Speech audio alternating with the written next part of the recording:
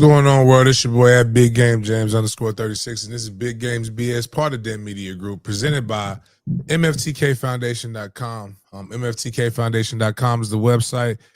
How I basically channel and pump a lot of stuff into the community. It's how we, through the foundation, it's how we buy our tickets. Through the foundation is how we're doing the 7-on-7, which is November 9th. If you would like to sponsor a child to be able to go to the game, I'll go to the game. Participate in the showcase is $25.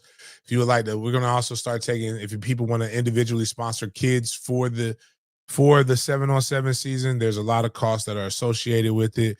And there are some good kids that want to do these things that can't necessarily afford it and don't know exactly how they're going to afford it. And but they want to get great opportunities.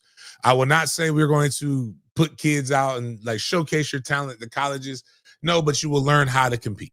You will learn how to be a pro. It doesn't start when you are a junior in high school. The process, believe it or not, starts when they're young. You develop foundational things, you develop stuff like that.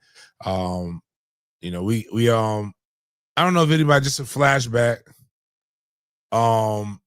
to something we talked about. Remember we talked about that Seminole family, military, they adopted all the kids.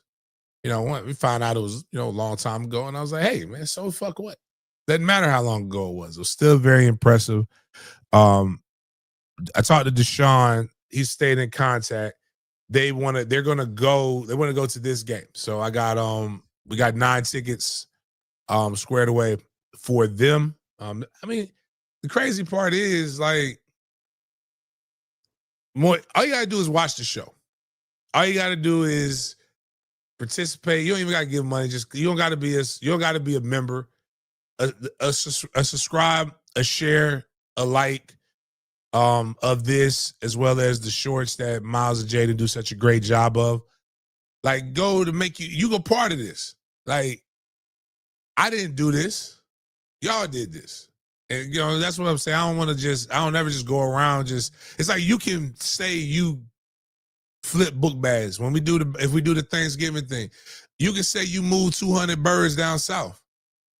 You know, like you can say these different things. You can say a lot of stuff. Bert, oh man. Bert is getting that time though. They don't, if my dog Bert put I'm in a bind, Nate. If nobody knows what that is, you need to go watch. We got to go back to do the black films that you must watch. Because November 1st is going to be a lot of in the bind Nates if they don't open this government back up. So, yeah, man, it's all good. It's all good. But that's the QR code up there in the top right corner. I think that's where it's going to be at. We always looking for different things to be able to help. Today we're going to give away a pair of tickets we have to give away in this show. We have to give away a pair of tickets because if I don't give them away, there's nothing I can do with them. But we're going to give away a pair of tickets to the FSU Wake Forest game this Saturday, 7:30 p.m. prime time. We're also going to give away a pair of baseball tickets. Basically, we're going to give away a pair of Garden and Gold baseball scrimmage tickets. So that were gifted to me. So there's a lot of things we're going to hook people up.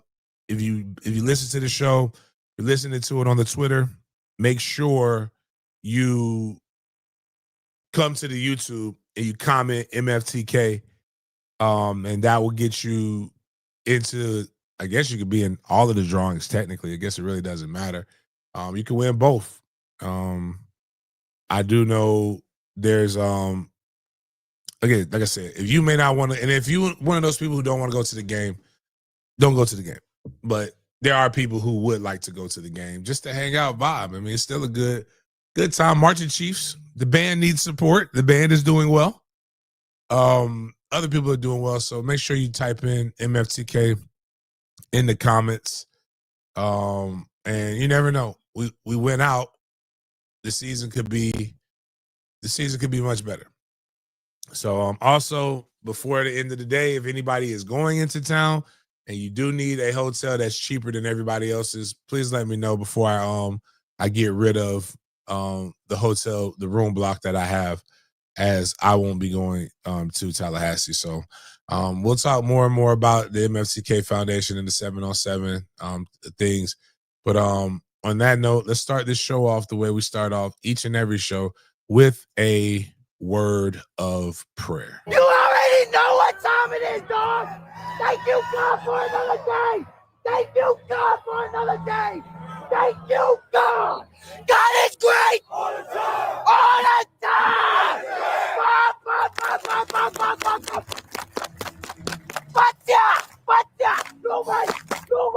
Nobody wanna thank you, God. Thank you, God. Go, go, go.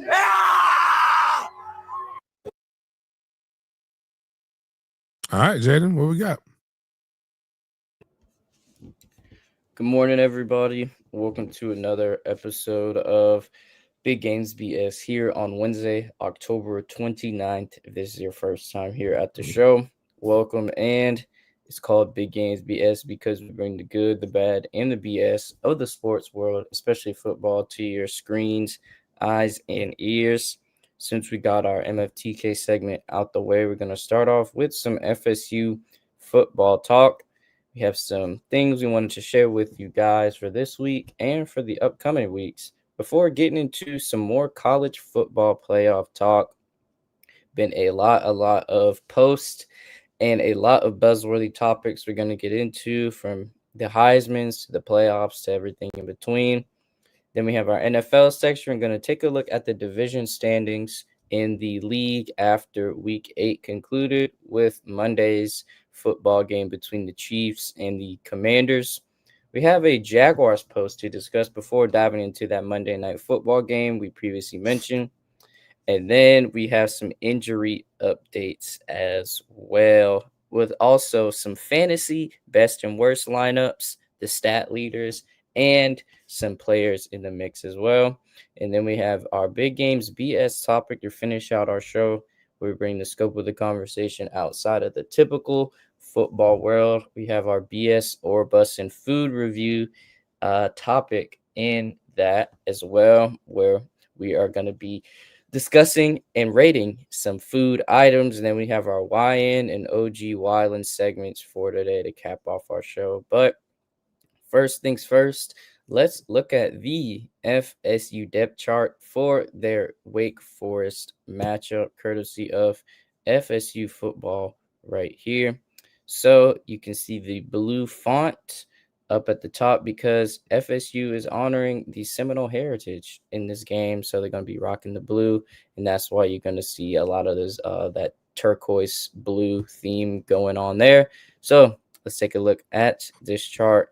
See, everybody want number 10. Everybody wants number 10 head on a stake, James. So let's see how he performs against Wake Forest. But let's run through this depth chart right quick. So starting at that quarterback, you got Tommy C. Then the running backs, you have in the rotation of Roydell and Gavin, with Jalen Lucas and Usman Chroma for you guys. Randy Pittman at that tight end position, number 13, no surprise. Deuce, Squirrel Right, Makai Danzy, and Lwayne McCoy on their. Boggs is not on the wide receiver rotation for this game. And then Wait a minute, hold on. I'm noticing something. You got a little Duval flavor in there. Gelsey made the 2 deep.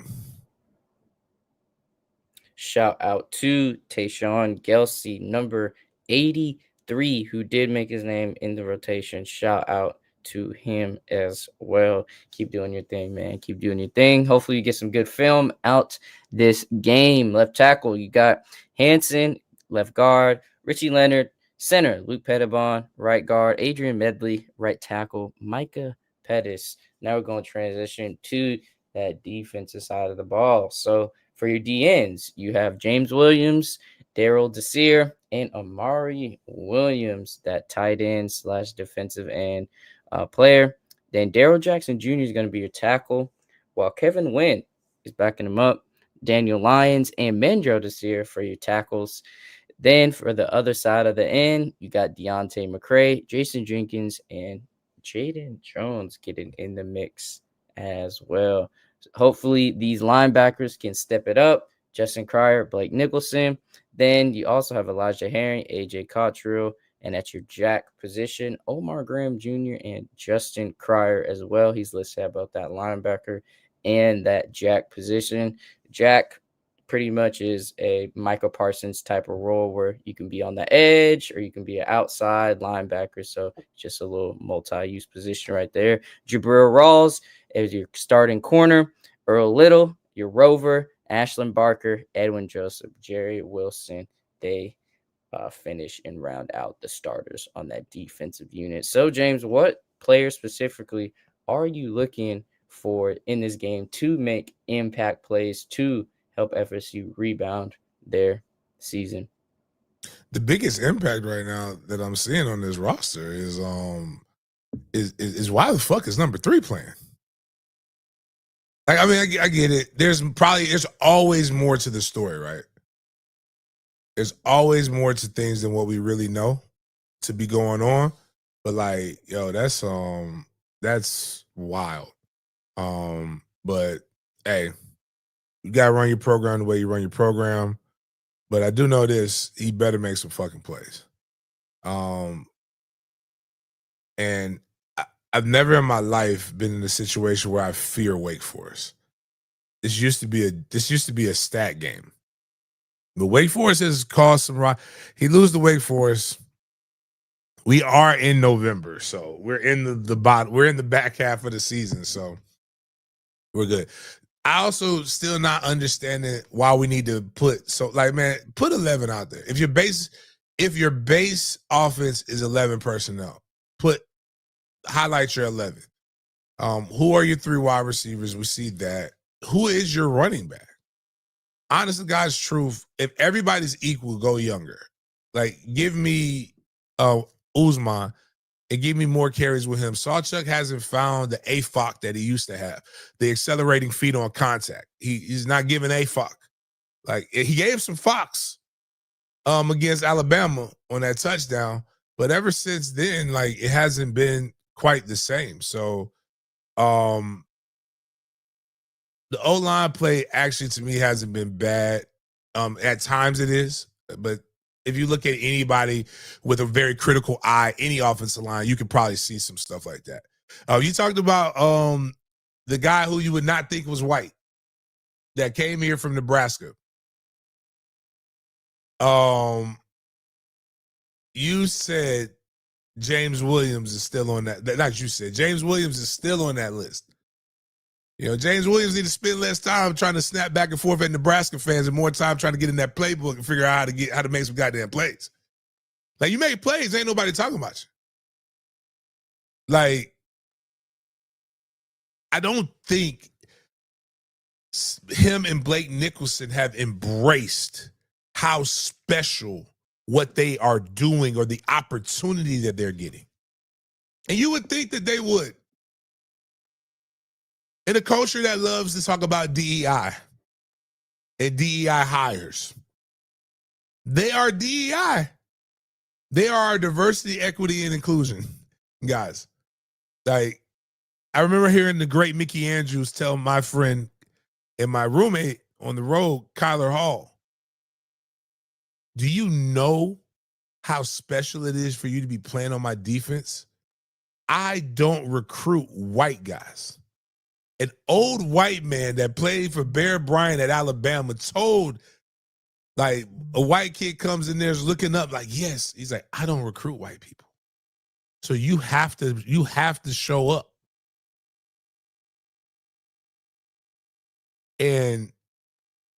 Or we got to get rid of you. Like, to me, I mean, play the Jits. Like, last year they talked about free the youngins and there was nothing to free.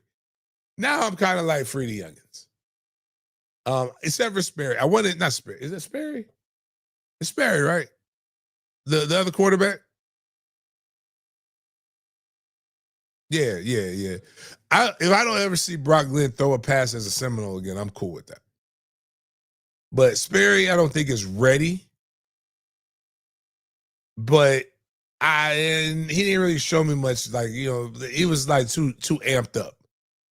But TC need to sat his ass down somewhere. And they got him listed on the depth chart as a starter. Still, but you can play good twin, bad twin. I ain't gonna change it. I was wrong, but he a bad man. Bad twin, a bad man. They put him in the proper position and he's flourishing. Play some of these jits. Play somebody who care. What I'm looking for more than a win is people who actually give fucks about wearing the uniform, about being out there, about performing at a high level. Because a lot of these cats really just don't give a fuck.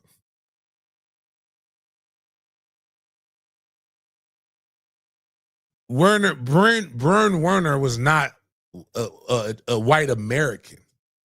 See, you don't want to just, it's only, like even with football, you don't want black guys. You don't want all brown people playing football.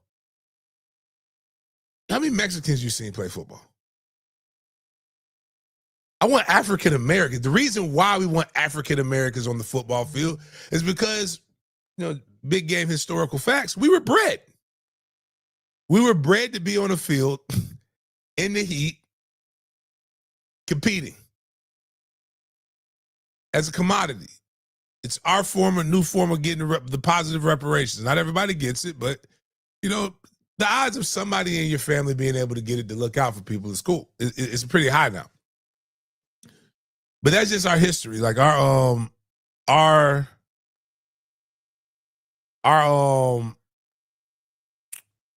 history was wild, but it's kind of worked out for some of us in that we bred large Negroes. And then some Africans come over and they're really, really crazy. It's crazy how good they are. But you don't want all of them. And Werner is not a white American. He was German. He was of Aryan blood. I'm joking. I don't really know if he was of Aryan. I know he's white and he's German. I do know those things. And he was good. But sometimes you get those, like I said, you get your Kyler Halls, you get your guys, you get your Watts. And these guys are doing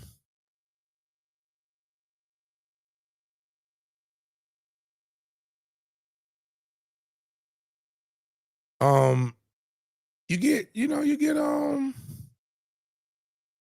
get some wild shit that's going on. But like, get James Williams either needs to play like his name or get the fuck off, go the fuck back to Nebraska. Cause like this shit is getting crazy, man. Oh, good. I forgot. Did anybody remember? Like, did we talk about Gabi? I know we talked about it in the chat, but I want to give a little special shout out to my hometown. I appreciate Gabi for doing the Lord's work. Yeah, I still don't like, I like the head coach at Lincoln and I like the strength coach at Lincoln. I'm sure there's other people at Lincoln that I really do like too. But fuck it, I still don't like the O-line coach. So I'm glad they lost. It's good. I don't want anything successful to happen to him in life. Actually, I hope he gets polio. Can you get polio as an adult, or is that something they only give you as a kid?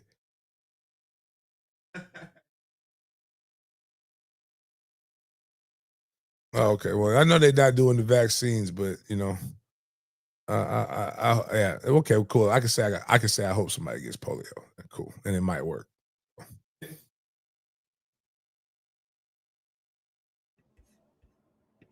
Just want to reiterate the time of the game. So, the game between FSU and Wake Forest will be November 1st, this Saturday, 7:30 p.m. in Tallahassee, Florida. This is going to be on the ACC network in prime time. So, just wanted to share this with you guys so you guys can be up to date on the location and time of this ACC matchup for you guys. And we also have word of another ACC matchup that's occurring 2 Saturdays from now between Clemson and Florida State. So there was a new kickoff time announced for the Clemson Tiger versus Florida State Seminole matchup, and it's going to be 7 p.m. So, although the TV provider will not, it hasn't been announced yet. It's either going to be ESPN, ESPN2, or the ACC network. And the new kickoff time has been announced for the Clemson versus Florida State game, and it's going to be in Death Valley at 7 p.m. So, hopefully, FSU can go in there and show these Tigers what's up. Shout out to the Seminoles. I Man. thought about going, but nah. Not in this. I would have to do a lot. I'd have to fly to Greenville, South Carolina, then drive. I'm straight, man. Hopefully, Yeah, I'm straight. hopefully FSU can get 2 W's in these upcoming 2 weeks for you guys. So we'll be keeping you updated on everything surrounding FSU football. Moving along, since we finished our FSU topic, let's go into college football in its entirety. So it is officially 1 week from yesterday until the first college football playoff selection committee rankings are reviewed. It's going to be Tuesday, November 4th at 8 p.m. Eastern, courtesy of ESPN. So it is that time of year again, ladies and gentlemen. This is where stars are made and where rankings are made ultimately. So let's actually look at the playoff percentages that in this 2025 season, courtesy of ESPN Insights. So these are your playoff percentages, teams who have the highest chances of making the playoffs as of right now. So ESPN Insights put Saturday is going to be November 1st. Last year, Miami had an 89% chance and the best chance of entering the playoffs in November and ultimately missed the college football playoff. 3 teams made it despite sub 40% odds. These teams included SMU, Clemson, and Arizona State. So here is the look for the top 10 teams with the highest playoff percentage in college football. You got Indiana having a 97% chance of making the playoffs, Texas A&M 96. They are tied with Ohio State, Alabama 93, Georgia 81, Oregon 75, Ole Miss 70, BYU 69%, Georgia Tech 50%, and Miami still has a 46% chance of making the playoffs. But Ohio State, from this list and from all of the college football teams, has the highest percent of winning the title with 25%. Indiana has a 20% chance to win the title. And third on this list is Alabama, coming in with a 14% chance to win the title. This is all courtesy of ESPN Analytics. So we'll see how this shifts throughout the year, because last year definitely was a crazy playoff situation with the likes of Miami, SMU, Clemson, and Arizona State. So we will be checking in with these playoff predictors right here and see how everything pans out for these squads right here. So I'm gonna be honest with you. If that's the playoff, if that makes it right there, it's not very interesting. So they got to do something.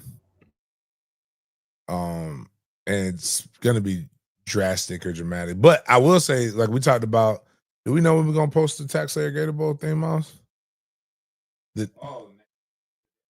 Today? All right, yeah. So for it will. I know the Tax Layer Gator Bowl gonna have a good game, well at least name brand, if nothing else. So, but yeah, man, interesting. Not, I'm not. I mean, I ain't gonna hold you. I ain't really looking forward to Indiana. So, but I also think it changes but Indiana doesn't play any of the top teams in the Big Ten, right? At least I don't think so. But Ohio State's gonna win again. So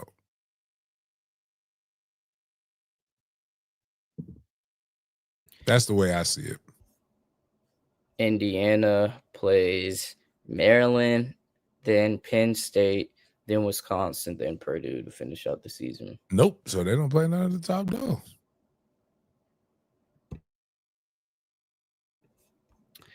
Let's take a look at some SEC news that has the potential to spread across the entire nation. So, the SEC Commissioner Greg Sankey has asked the NCAA to rescind, aka revoke, its ruling allowing college players and staffers to bet on pro sports, according to Ross Dellinger. Sankey says it's a quote major step in the wrong direction. We actually have some more news coming from this, courtesy of On3, saying the NCAA Division One board has voted to delay the policy change allowing athletes to bet on professional sports. The effective date is now set for later this month in November 22nd. James, do you think with the recent NBA betting scandals, everything like that, and with the overall topic of sports betting and professional and even college sports as well, that the NCAA will move forward with Sankey's sentiments, if you will? I think it's a real, like, this is where Congress can step in and help. Just make it, you have to be 21 years old to gamble. And you know what that does? That effectively takes away most of the problem, And I mean, a lot of places are like that, especially casinos and stuff like that. But I think but how do they regulate it? I guess that's like, how do they know these guys got pop gambling? Like, without you having to really, because they don't check your taxes, without them truly going and if anybody knows that, I would love to know, how would they know I gambled? How would they know which app I have unless I tell them? But I personally I don't have any problem with them gambling on other sports. I don't have a problem with gambling in general, but I do know that because money is a motivator. The minute you start letting people gamble on their own sport is the minute that they'll start dictating it. Now, because I personally will always gamble my in my best interest.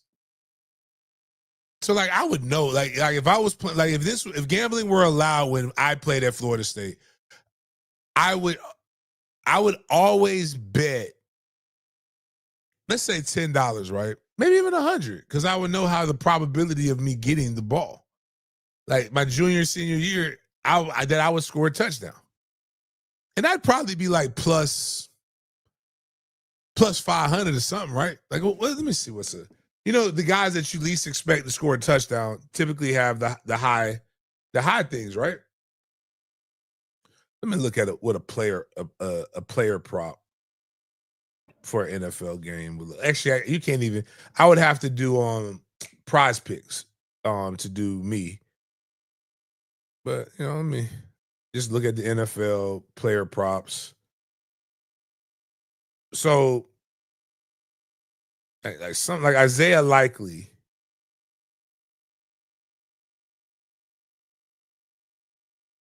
I'm trying to think who I would be like. I have to be easily like Cedric Wilson, right? For the Dolphins. Plus 600. Alec Ingold plus 1,000. I put that. I take them numbers for me. I would do that because I know. But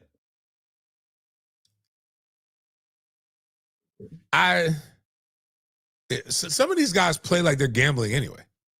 So I mean, what's the difference? But I just don't see how it's I also don't see how we can be hypocritical.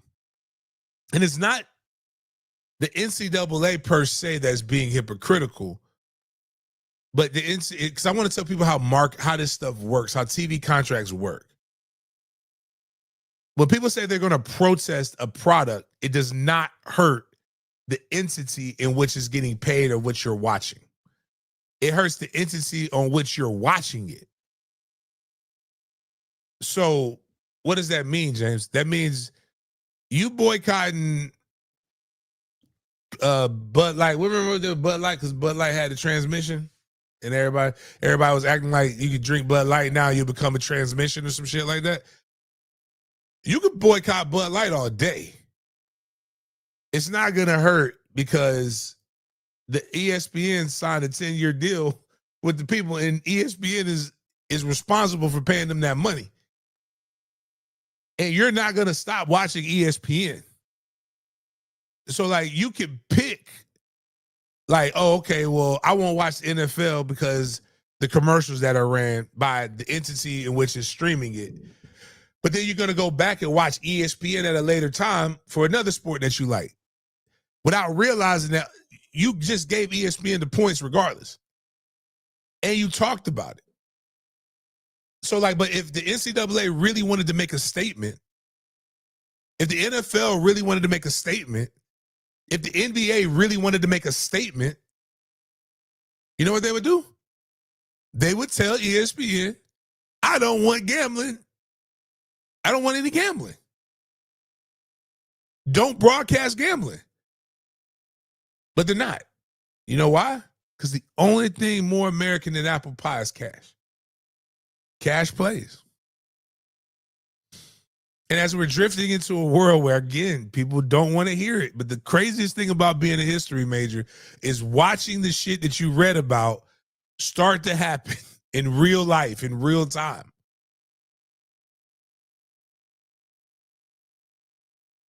It's going to continue to split, and it's going to be the haves and the have-nots. And it's going to get weirder. And money is going to, bands will make them dance will be the new thing. I'm telling you, fellas, I hope y'all were listening to me a couple years ago when I told y'all about that sweet spot. Man, you got a couple dollars in your pocket.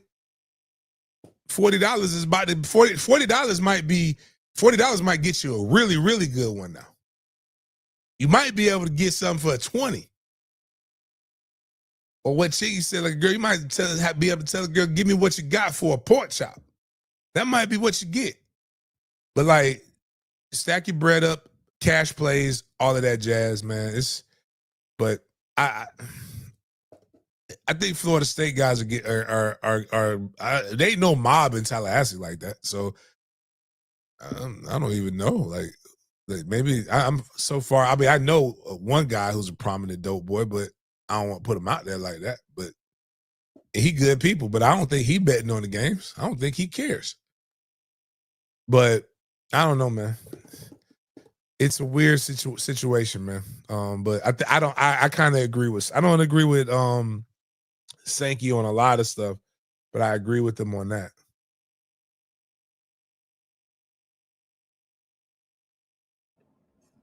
There's been a lot of head coaching vacancies in college football this year. So On3 decided to rank some of the best available college football head coaching positions.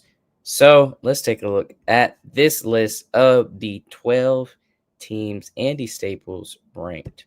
So they actually have the LSU Tigers in that number 1 spot. Then following that is Florida, Penn State, Arkansas, Virginia Tech, OK State, UCLA, Stanford, Oregon State, Colorado State, UAB, and Kent State. So, James, from this list right here, what teams would you shift around, and who would be your number 1 best available head coaching position at their respective school? When you list that, it's not really as good. It's not as big of a pool as what I thought. Virginia Tech is the scary thing about Virginia Tech is Virginia Tech. If Virginia Tech gets James Franklin, like somebody rumored to me, that fucking scares me because he can make them good again. Like that ain't what we want. Get him to get Tallahassee or get him the fuck out of our don't come to the ACC.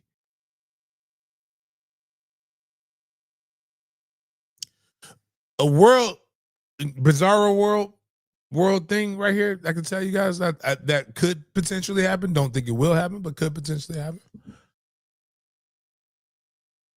What if Mike wins four of the last 6 games, like including the bowl game, right? That'll make him 8-5, right? Yeah, no, 8 and we lost 4 already. That'd make him 7-6. What if Mike goes to Arkansas?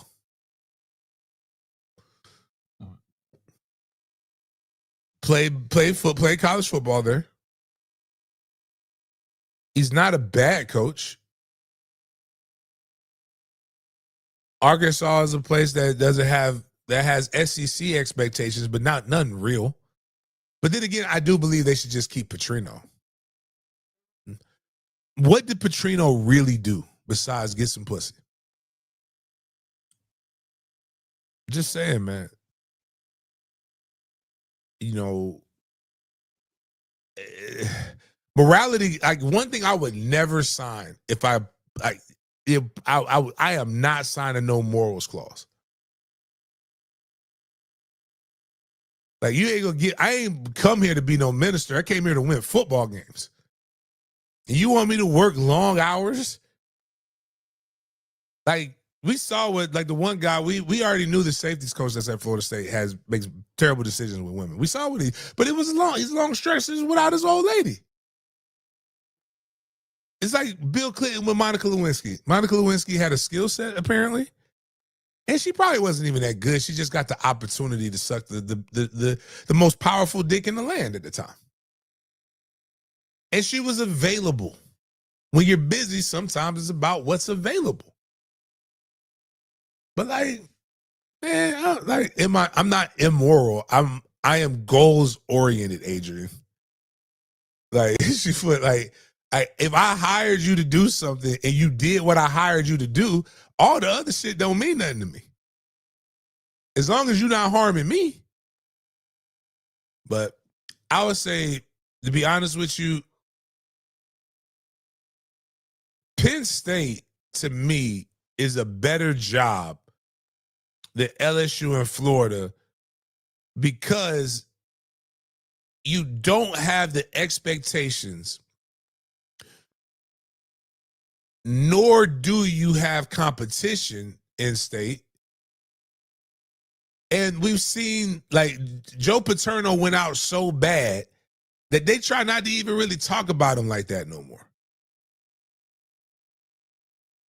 So when you go there, and again, the way the climate is shifting is win 10 and you're in, especially and they're going to win 10 games every year in the Big Ten. They got money.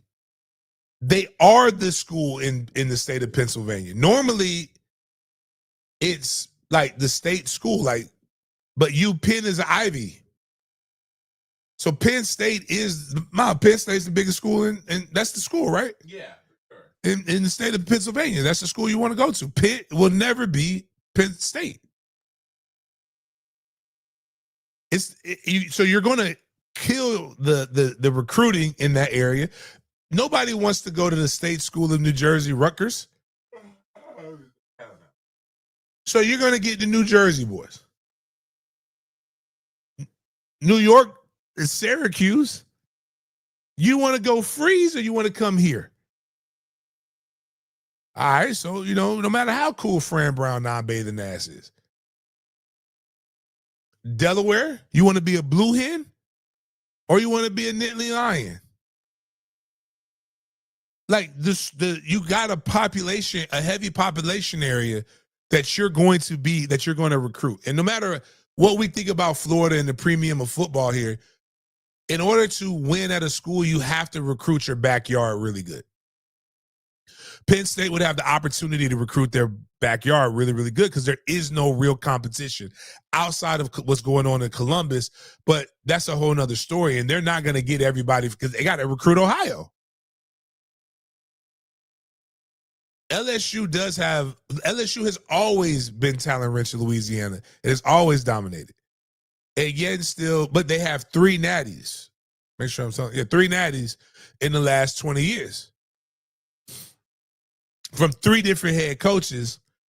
They're willing to steal from children's hospitals and do anything to win, But with that being said, they weren't satisfied with a guy who got him a fucking national championship. There is nobody more Louisiana than Coach Orgeron. They got rid of the coach that they liked that was winning to go get a guy who didn't understand the South. You went and got an Irish Catholic from Boston to come into the South that tried to act like he was like he was seasoned, like he was etouffee. Yeah. You remember that first press conference?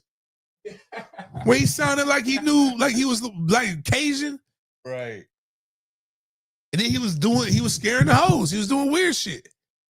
Not only that, like getting behind a recruit on a little spinning thing. Like, man, right. We'll get from off my ass, man. Florida, Steve Spurrier is going to be in all of your business. And if Steve don't like you, when Steve stopped liking you, your ass is out the door.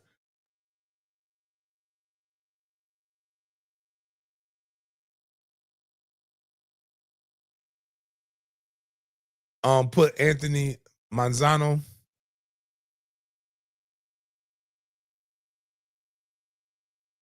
James, is it too much of an exaggeration to say one of the reasons, possibly the major reason, that Brian Kelly got fired was because he alienated half the high school coaches in Louisiana and Texas? That'll get you fired because those are your recruiting bases. But I'll be honest with you, he kept getting LSU gonna get recruiting classes regardless of who's there. He just got fired because he had shitty quarterback play. It never got better under him. No one has a single good thing to say about him that's been on the internet. Right, it's terrible. He's also a fucking terrible person. Did you see what the dude from 300, the defensive coordinator for the San Francisco 49ers, Robert Salah, what he said about him? What he said? Apparently Salah and the head coach, I believe, for the Green Bay Packers were assistants for him at one of the first stops. Ooh. And they thought he invited them to a party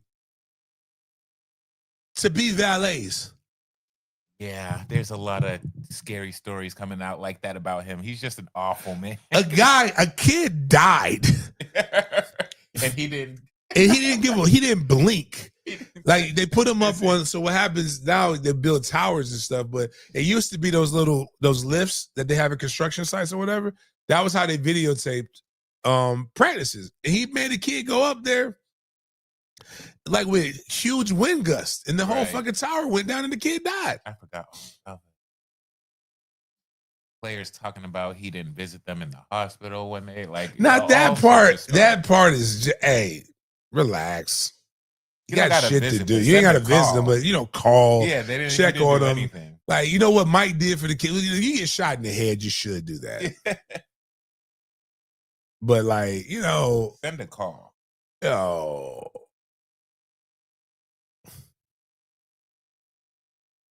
But the LSU is going to hire a guy that has a little bit that can repair some things.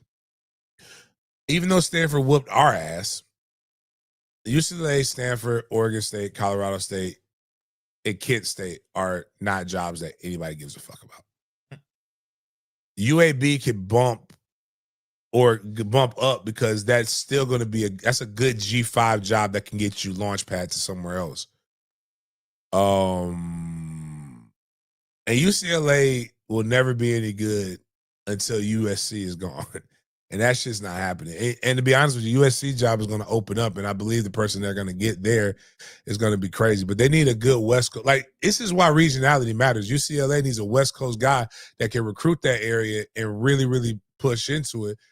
And they need to back whoever they're backing. Oklahoma State, the only reason that was a good job was because T. Boone Pickens. And he's dead. And ever since he's died, you've seen what's happened to that program. So some of those jobs are better than others. It's going to get interesting. It's spooky season. It's Halloween. So you know what Halloween always means. Halloween means it's Jimmy Sexton season, the biggest boogeyman in college football.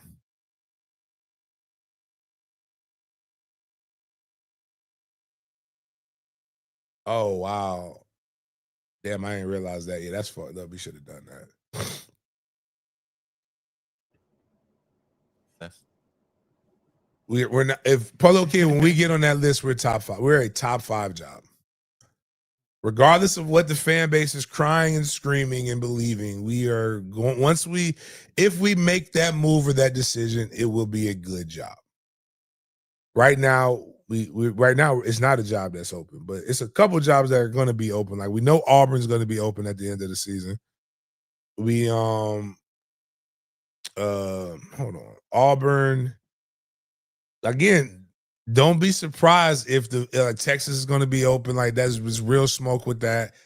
Don't be surprised if a lot of things end up going in different manners than what things open up that you don't believe would open up.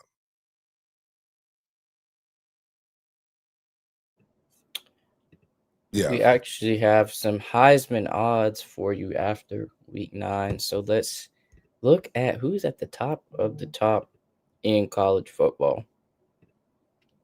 So you have Alabama QB Ty Simpson, who is tied with Indiana's QB Fernando Mendoza for the lowest odds, if you will, for the Heisman with plus 325. Julian Sand, the Ohio State QB with plus 400. Then you have the Texas A&M QB coming up plus 550. Diego Pavia, Gunnar Stockton, Jeremiah Love, I guess the highest rated non-quarterback for the Heisman odds. Trinidad Chambliss, Haynes King, Jeremiah Smith, Dante Moore, and CJ Carr. So only 2 non-quarterbacks on this list, courtesy of Bet MGM. So James, it's looking like they're rolling with the Roll Tide QB with the plus 325, also with the Indiana QB as well. That emotional support dog or whatever it was, like Alabama's cooking, man. So it's tough, man.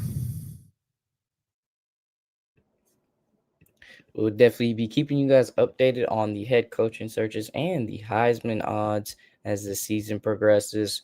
We're in that November mark in college football, so things are going to be getting a little bit more spicy as time progresses, and we'd love to keep you guys updated with that. Now that we have transcended from college football, now let's go into the NFL with some updates for you guys. So these are the division standings through week 8, since week 8 was concluded with Monday Night Football against with the Chiefs against the Commanders. So let's take a look from left to right. In the AFC East, the New England Patriots, yes, you heard that correctly, are leading their division with their 6-2 record above Buffalo, who has a 5-2 record, and Miami and New York still have not managed to get at least 3 games won under their belt. For the AFC North, you have Pittsburgh leading the pack, then Cincy, Baltimore, and Cleveland. AFC South, you have the best team in football leading the way in the Indianapolis Colts. Home team, the Jaguars, came in second, currently 4-3. Houston, the opposite, and Tennessee only managed to win 1 game. In the AFC West, you have the Broncos leading the pack. LA and Kansas City are tied, and the Vegas Raiders are 2-5. Now, going from the AFC to the NFC, the Eagles, the reigning Super Bowl champions, are leading the NFC East. Dallas is second with a 3-4-1 record. Washington 3-5, and the New York Giants 2-6. The Packers are leading the NFC North 5-1-1. The Lions 5-2. The Bears are 4-3, and Minnesota is looking to get at that 500 mark. NFC South, Tampa's leading the way. Carolina 500. Atlanta 3-4, and the Saints join the Titans and the Jets by only winning 1 game. And lastly, for your NFC West division, the Seahawks are tied with the Rams, but Seahawks are in first place. Then San Francisco's 5-3, and the Cardinals are 2-5. So just want to let's do a deep dive real quick if we can. Pull up Indianapolis' remaining schedule. Because right now they're 3 away from being in. If they win 3 more games, they'll win the AFC South.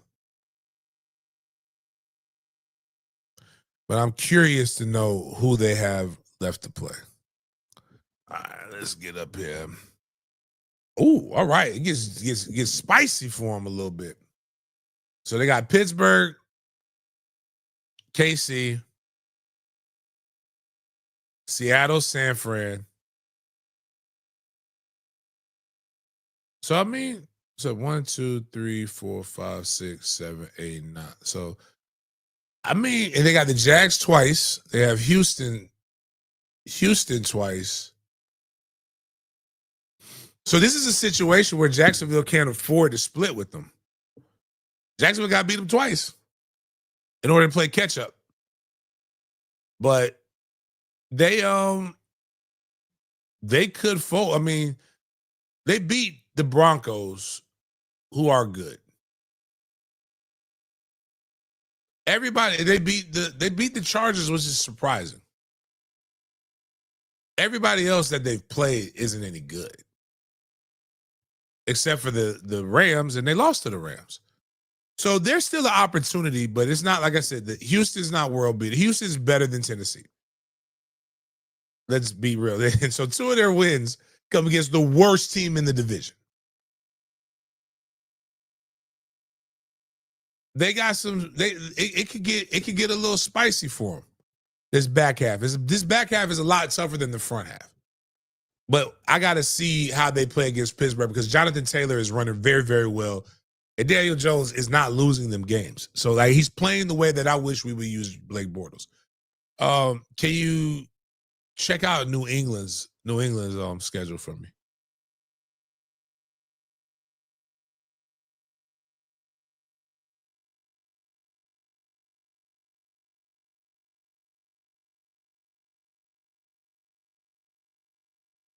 All right, so they play Atlanta, okay, Tampa Bay,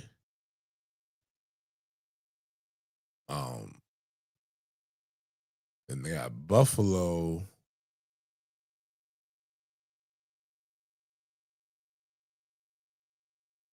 So they got the W again. So they can split with Buffalo. Shit, I don't think the bubble burst on them. Like again, so when you look at who they have left, a lot of those they got New York. They got to play a New York team 3 times, and we know those New York teams aren't any good. Scatterboo's out as well. I think we've seen the last of Justin Fields in the NFL after this year. Cincinnati's not any good. Baltimore is struggling. So you really only have Buffalo and Tampa Bay as just teams that everybody would consistently say may be better than you. And you've beat Buffalo once already. But the NFL has tons of parity, so anybody can lose. But when I'm just looking at, based upon what we've seen, the toughness scale, they're not going to win out. They're not going to only lose 2 games. But they would be favored in most of the games that they play right now. So, yeah, I mean, that's tough, man. I like that. So, hopefully, I don't want to see Buffalo in the Super Bowl. I just don't want to see Buffalo in the Super Bowl. It has nothing to do with if they're good or not. I just don't think I want that. But outside of that, no, I mean, and the Jags, pull up the Jags schedule so I can see what we are really working with. Because obviously I know we have 2 games that are going to be tough right now. We're not beating the Colts, in my opinion, at this juncture right now. All right, we're too inconsistent.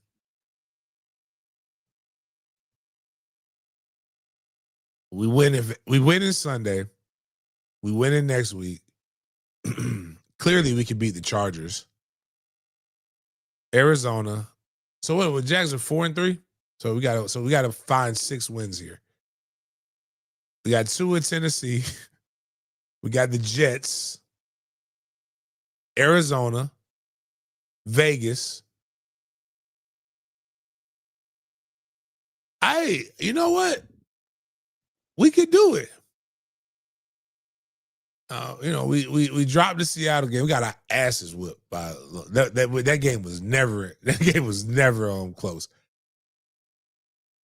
The Houston game that we won shouldn't have been as close as it was. Like, this is where that Cincinnati loss really fucks with me. Like, we should have won that. But playoffs aren't out of the question here. But it starts with Vegas. You gotta win that game. And you gotta get some momentum.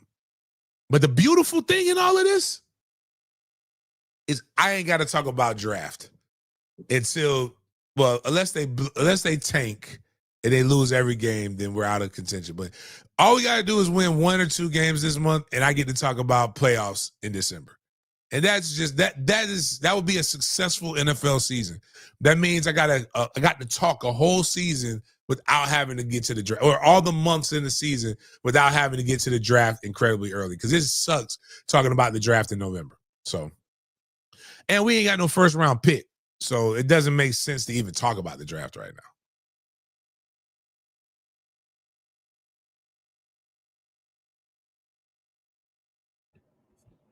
Speaking of the Jags, the head coach, Liam Cohen, has been hearing the rumors, especially the ones that have been spewed by Diana Rossini about BTJ possibly being shipped off somewhere. So Liam Cohen had to say this about the rumors. Quote, "We have no plans of moving Brian Thomas Jr. at all." And just want to reiterate, this is him weighing in on the trade rumors involving BTJ with Diana Rossini, who's an NFL reporter for The Athletic, being at the forefront of that report. So, James, even from when we looked at the schedule of the Jaguars, Brian Thomas Jr. was the highest receiver in yards for the Jaguars in 3 games this season: the San Francisco game, Kansas City game, and the Seattle game as well. So he has been, I guess, been putting on for the wide receivers in those games, even though we have been aware of the drops, of the hospital balls, of everything surrounding the Jaguars this season. But James, you even said this yourself. You'd rather keep BTJ than somebody else on our team. Don't want to mention any names, but and with the drops, like, all right, so somebody put on one of the Jags groups that the reason this all goes to us having a former running back being a wide receiver coach. Has nothing to do with anything. One. And they've dropped past. Trevor has had a history of drops. This is why I don't get it. Like, why can't we just be objective? You can like somebody and still say, like, hey man, perfect example. So my friend Brian, he passed a couple years. I went to his funeral, where they put him in the memorial, the Veterans Memorial. My dog was ugly. Good guy, just ugly, right? Ugly guy. Had women, but men, we talk about each other. We say we ugly all the time, right? That's me being a good friend. I'm not gonna call let's be men in this, or think like men in this. Let's not be the females like sometimes that got the ugly girl or the girl that wore something that she probably shouldn't have worn. And they be like, yeah, girl, you looking good, girl. Yeah, no, you should have told her not to put that on. And it would have been okay. She could have wore something else. Or she ugly. But she got some skills that keep ugly women in the game, which is, hey, nothing wrong with that. But Trevor ugly sometimes. But he's also pretty. He pretty ugly.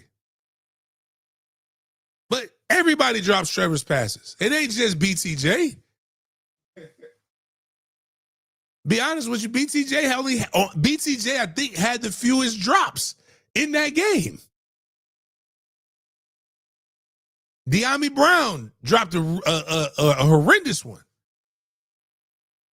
BTJ is just the easy target because BTJ is clearly more talented. He's clearly supposed to be a number one wide receiver.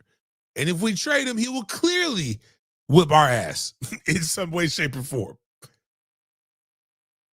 And they know it. Deep down, Leon Cohen knows it. And he knows y'all sound silly, including me sometimes with the critique, but y'all sound silly critiquing the others.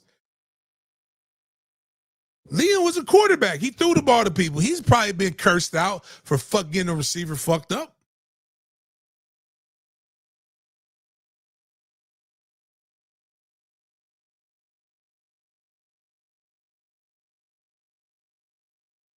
But it's a thing where people just want to see moves happen. And again, if you listen to fans, you'll find yourself becoming a fan too. And some of it makes sense. A lot of it doesn't. A lot of it is just, I just want to, I want to feel good. I want something to happen to make me feel, to appease me. And that's just not the way business works.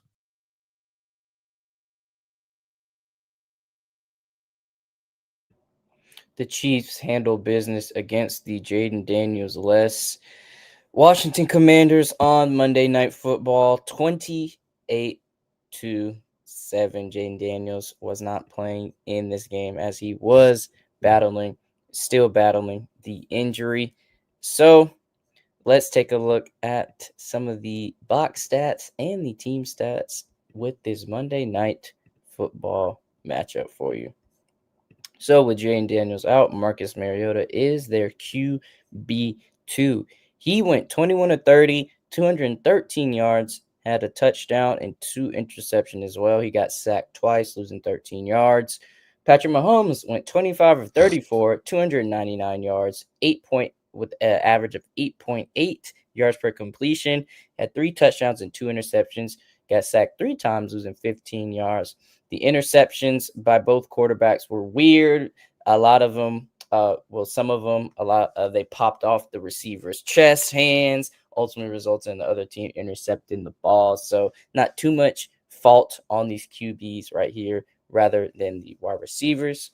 So let's take a look at the offense as well for these squads. Marcus Mariota actually led his team in rushing with only 28 yards.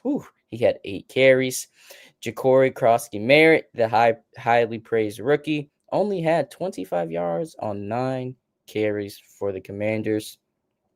Scary Terry was the lone scorer in this game for the Commanders. He had 1 receiving touchdown, 3 receptions, 54 yards, had an amazing catch on the sideline as well. So Scary Terry was doing his thing. Jerry McNichols led the Commanders in receiving yards with 64, but did not get a touchdown. Isaiah Pacheco had 12 carries for 58 yards, but Kareem Hunt had the lone rushing touchdown for the Chiefs with his 9 carries for 40 yards. Travis Kelce had 1 receiving touchdown in this game and led the team in yards with 6 receptions for 99 yards. And Rashee Rice is back. He was fast and furious on that football field. He had 9 receptions, 93 yards, and 1 touchdown. Kareem Hunt got his receiving touchdown as well with 1 reception for 2 I'm yards. about, what did Sarkeesian's brother husband say? What did he do? 5 receptions for 53 yards and a long of 27. So he was getting out there as well. And Quan Martin led the Washington defense in total tackles with 10. But Bobby Wagner coming in second place with 10 total tackles, man. Whew. And Quan Martin had 14 total tackles.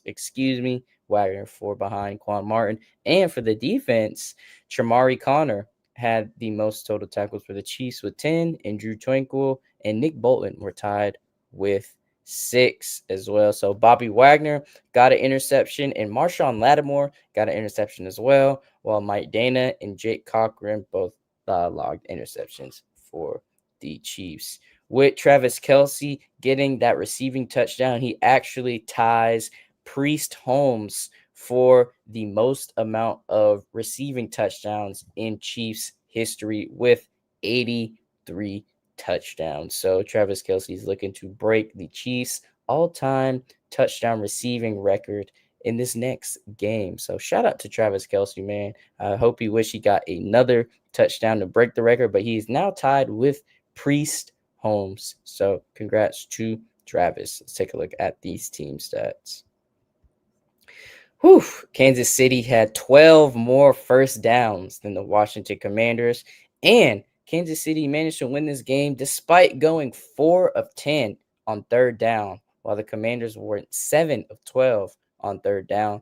The Commanders went 0 for 2 on fourth down, while the Chiefs were perfect 2 for 2 from the fourth down mark. The Chiefs ran 15 more plays than the Commanders, and you can see right there the total yards difference between the two squads. The Commanders had 260, while the Chiefs had 432 total yards.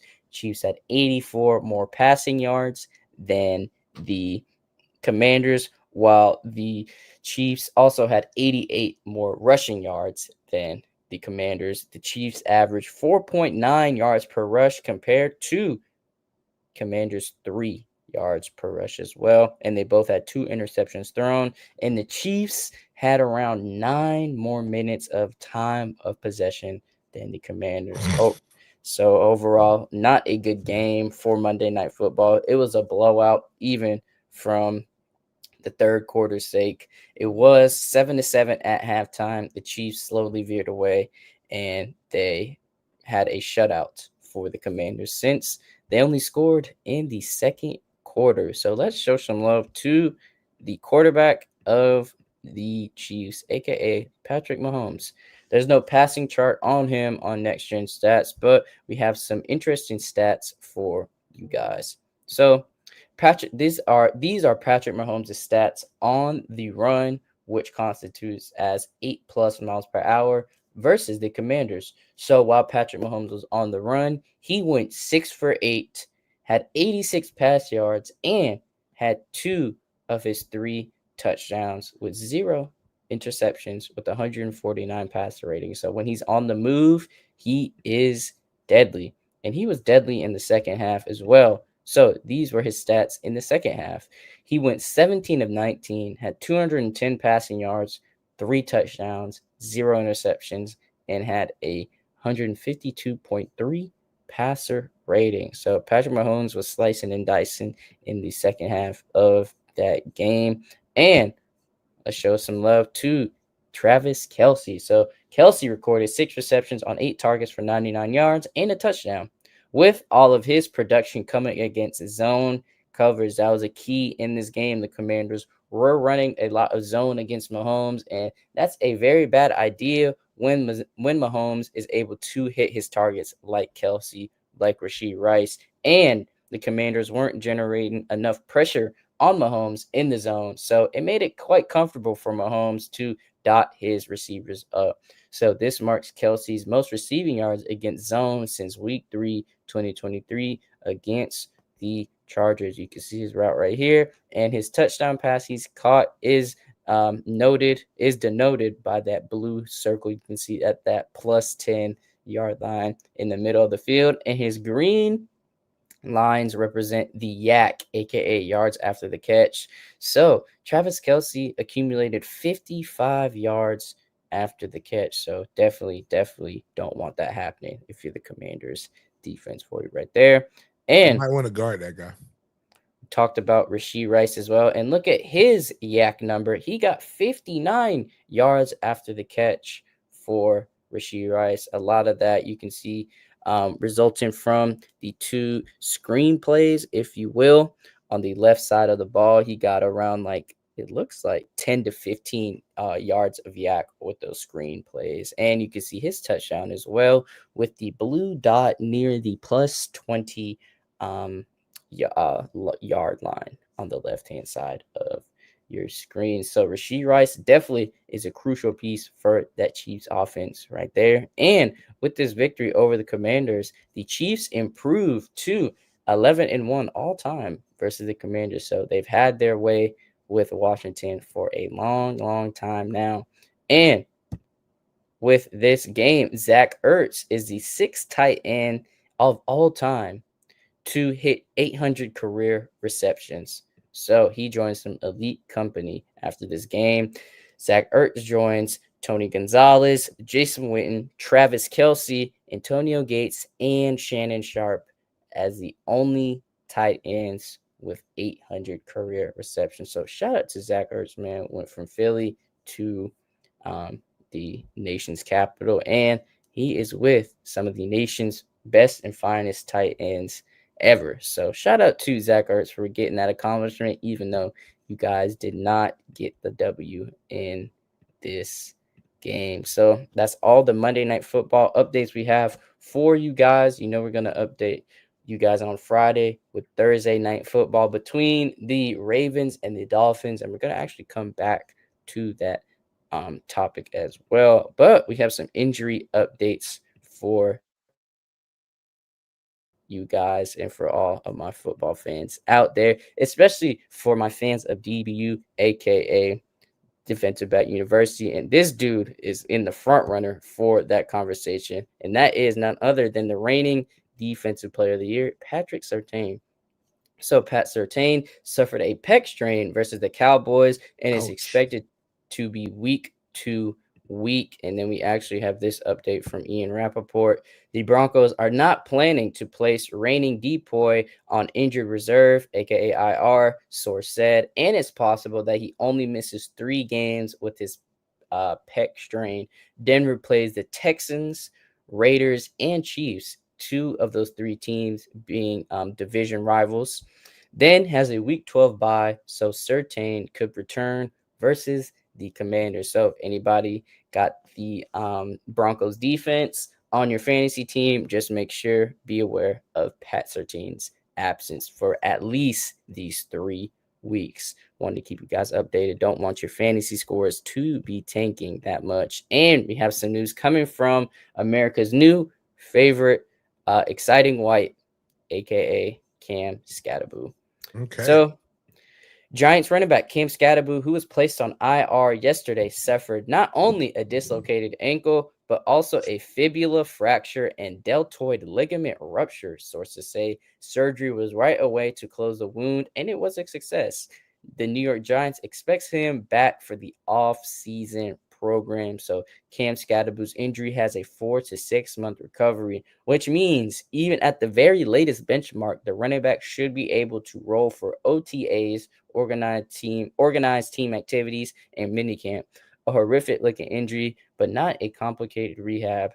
There was a story circulating that Big Dom, the security, you can say force, if you will, for the Eagles, sent Scatterboo pizza and cheesesteaks as he was in the hospital awaiting the results and the surgery in Philly. So Big Dom showed him some love. I know it was good. The pizzas might not be as good as New York pizza, but the cheesesteaks were, I bet. I hope they gave him the Jersey style Philly and not that cheese whiz shit. That shit's disgusting. Like, give me some good white American with the, put some ketchup and some hot sauce on it. I'm telling you, man. I just want to go back, but I don't want to go back. But I got to start going back for better reasons than funerals. But that first day of food was so good. Like, Trey was happy. Like, there ain't nothing to do up there but eat and shoot people. It's literally nothing to do. Like, there's no activities to like get into in Trenton. I think not even people don't go to movie theaters anymore, so it's like not even that. Like, what do you do? Yeah, Adrian. So I'm telling you, like, if you told me you were going to put ketchup and hot sauce on a steak, I'd stab you with a fork. But I don't know why it makes sense. I know some people like mayo on it. Like, it's nothing but steak and cheese. You get mayo on your steak and cheese, Miles? Yeah.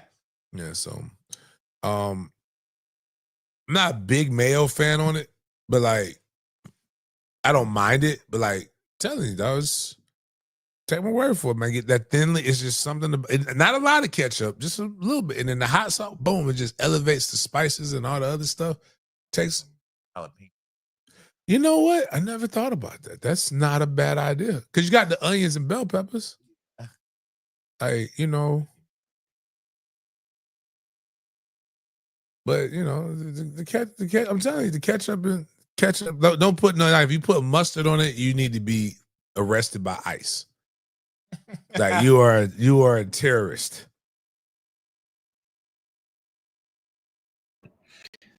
So, for any of my Ravens flock in the chat listening, we got some good news for you if you guys didn't know. But Lamar Jackson is supposed to make his return to football in this Thursday night matchup tomorrow against the Dolphins. Hopefully, he can get his lick back on an easy team. And, James, we actually have some more news. I know when we first heard the news of the Ravens removing the entertainment amenities from their locker room, examples of a ping pong table, certain video games. We thought it would be upper management that made this decision, but thanks to this video from Dove Kleiman, James, Lamar Jackson is the one who actually requested the team to get rid of the ping pong tables and other entertainment amenities in the locker room. And we have his words right here on his decisions. Why? I told Kaneko, our head equipment guy, I told him to take all the games, ping pong, turn the TVs off. If we could have took the TVs out, it would have been our team. So Can you turn that up? I appreciate Mr. Steve for putting that in there for us, but yeah, we had to focus. I wouldn't say people don't take the job serious, don't get me wrong, but like I didn't feel like it was the time for that. We got a lot of work. We got a lot of work to do. What's it going to take to get the back end? Keep winning. Keep winning. Keep winning. Because we're not going to have them the rest of the year, so keep winning. Probably have them next year, summertime, OTs or something. Right now, that's not the focus. Lamar, having Yeah, it's breaking up. What did he say, Jaden? Just summarize it. Pretty much saying how not winning or not focused, and hopefully it'll be around next summer for OTAs. But they just haven't been winning, haven't been focused. Want to get rid of the TVs and all the entertainment in the locker room, and it was his decision. He said if we could get rid of the video game, if we got rid of the video games and the ping pong table, but if we got rid of the televisions too, that would have been great. But did it for a lack of focus in the team ultimately. Mm.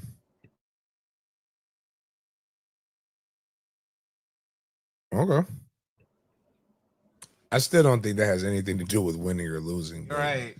At that point, you're a professional. Like, playing the game.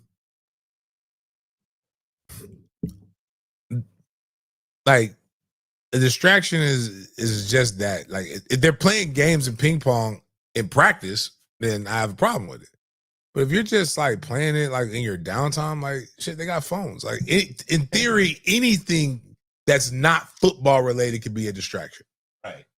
So like, oh man, get MFTK, man, get them badass kids away from me. You gotta focus on practice. Do this. Like, you know what I'm saying? Like it's not consistent when people do those things. So, but if it works for them, it works. I just, as long as they don't. Did the Jags? I gotta try to remember. The Jags didn't have them on the schedule, right? Let me check this because as long as his ass is hurt when we play, I'm cool. I don't want him getting healthy on our watch. Oh yeah, we don't play him, so I don't care. Actually, you know what? That's right. I remember who played him. Why the Colts play him? You know what? Focus. Lock you in there, Lamar. Y'all better beat Indianapolis. We need some losses.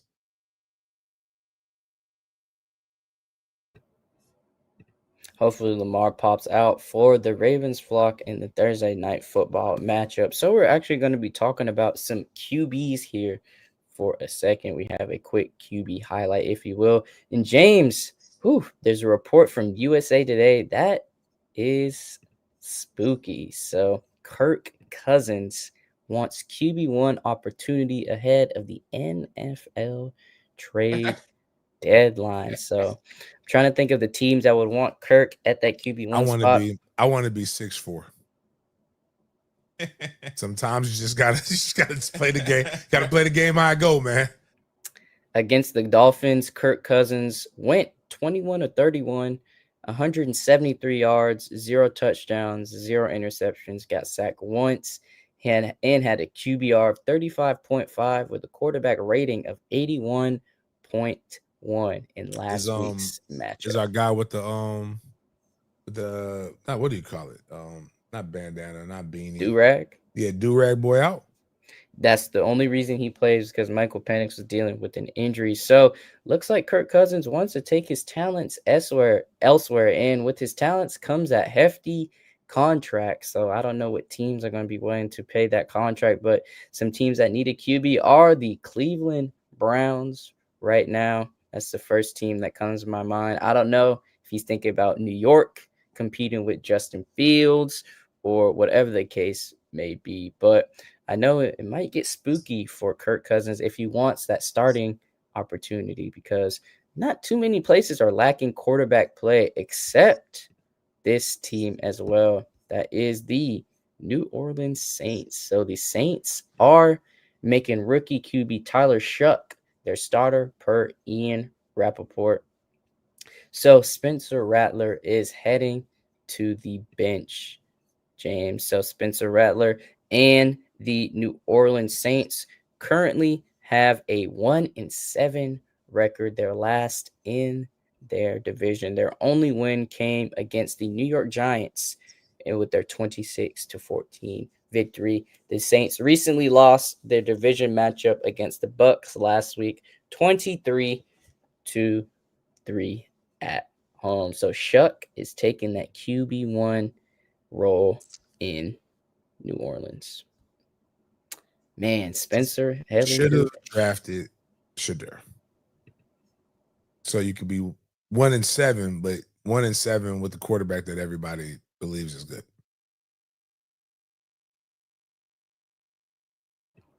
could have had way more ticket sales and jersey sales if they picked Shador. Business would have been booming. They're not Why playing. won't they trade for Shadur? Like, everybody knows what he can do. Right? Isn't that what they be saying? So, like, the theory should be it's an easy solution. And it's not going to cost you much money to go trade for him. Then you ain't got to worry about drafting next. You have the quarterback for your future. Or we don't think the juice is worth the squeeze. But Jameis Winston was on the Saints and on the Browns, and both of them got rid of him, and none of them have done better since. It only worked for one team, and they got the best quarterback of all time, Tom Brady. And, whatchamacallit's come in and done a really, really good job. But, I think he done fine. Oh, my bad. And you don't hear sarcasm in what we're saying. Kathy put James, I would disagree with you guys. I'm a Dolphins fan, and we drafted a quarterback because of the fact he was selling jerseys. And yeah, I'm like, brother, I don't dislike Shadur. I mean, I love Shiloh's my favorite Sanders, but like I don't think Shadur is a starting quarterback in the NFL. But I just know what everybody's been saying, and they say it's unfair. Everybody knows how good he is, and nobody's going for him. Not ready.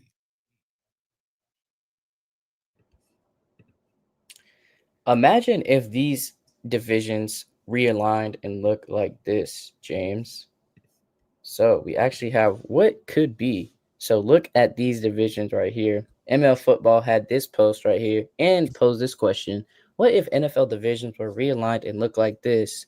So for your Atlantic division, you would have the southernmost teams, with that being the Falcons, the Jaguars, the Bucks, and the Dolphins. In the South, you would have Cowboys, Houston, the Saints, and the Titans. For the Mid-Atlantic, you would have the Panthers, Bengals, Ravens, and Commanders. Northeast, Jets, Giants, Eagles, Patriots. The Great Lakes East, you have the Lions, Browns, Steelers, Bills. Then on the West, you have the Vikings, Colts, Bears, and Packers. For your Big Sky, you have the Raiders, Broncos, Chiefs, and the Cardinals. And finally, for your Pacific Division, you have the Seahawks, Niners, Rams, and Chargers. Some of these divisions would have a majority of their teams stay the same, with the Big Sky and the Pacific, for example, but with some of the teams changing as well. What would you think if the NFL had reimagined divisions, including this, reducing the mileage between cities? That's the key focal point of this as well. Then I guess you would go to like an NBA model, NFL East, NFL West, instead of national and American. I mean, I think it would be cool. Have the Atlantic play the Pacific, like have crossover every now and then, because they kind of do that already now, where you have to play the AFC West will play the NFC South. It would make for more regional pride. More people, more Jags fans would like I'd go to Atlanta that's like for the fans, the three most important. Well, it's not really three most. It really doesn't even divisions in NFL don't even matter, because your overall record is what matters still. So like they could really do away with divisions, and because they're the records are randomized. I mean, excuse me, the schedules are randomized anyway. So like, because it's like I could see if you went undefeated, if your division record got you into the playoffs, it would mean more. But it doesn't. So you can win your division. You can, in theory, go defeated in your division. You can go 0-6 in the division and still win it. So that technically doesn't work, but like that's how it works. I mean, that's just because if you go 0-6 in your division, you're probably not winning 11 games.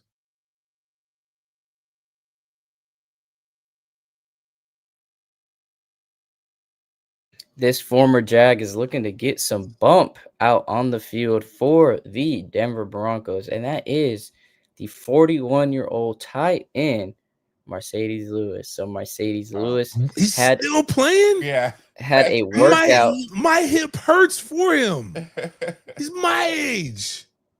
He had a workout with the Broncos yesterday, so hopefully he's looking to make that roster. But 41 years old, I think he entered the league in 05, if I'm not mistaken. So he's been thugging it out for 20 years, 2 decades for some franchises. And man, hopefully he made that cut for the Broncos squad, but he did participate in a workout for the Broncos. So shout out to the former Jag. Mercedes Lewis still getting that chicken out here. So shout out to Mercedes, man. Hopefully you can get that spot on the squad. So I saw these posts courtesy of NFL Fantasy Football's X account, and I know a lot of people play fantasy, so wanted to keep you guys updated on the perfect and the imperfect lineups for week 8. These are the players that balled out in their respective positions, or not ball, or didn't ball out in their respective positions. So